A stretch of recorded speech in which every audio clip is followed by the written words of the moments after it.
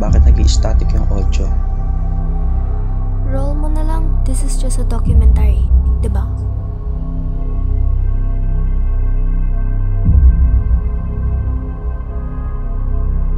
Choose environmental protection because small acts of neglect slowly damage our surroundings.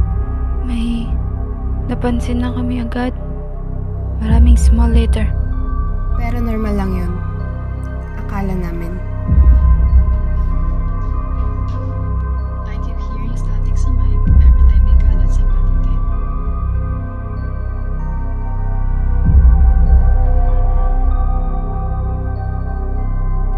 Dead plants, dry soil.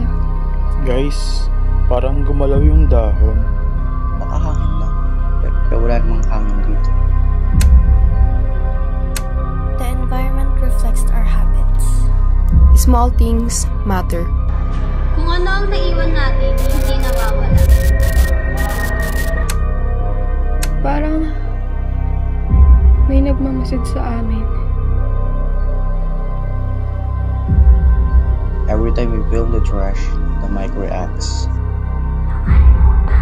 Ano yun? Sino nagsabi nun?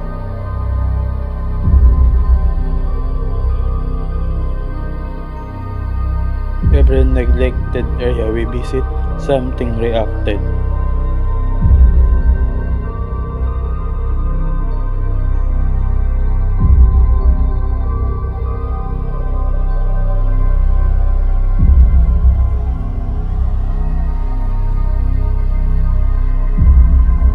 Hindi to normal. Nature doesn't change this fast. It's punishing us for what we forgot.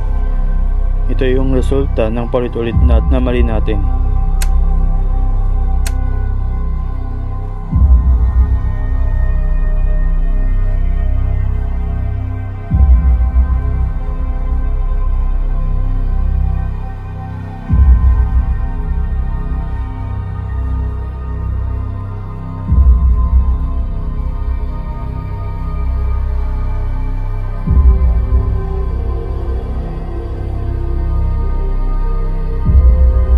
Creation is sacred. When we neglect it, the world feels less alive, less blessed. People suffer first. Basura, baha, dumi, tao ang unang tinatamaan.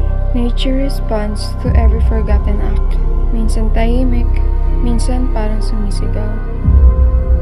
Simpleng disiplina ang kailangan. Kung lahat nagkulang, buong bayan ang naapektuhan.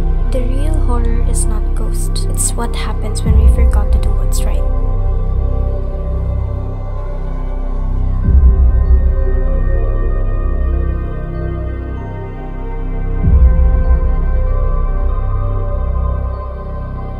Environment breaks when we forget, but it heals when we remember.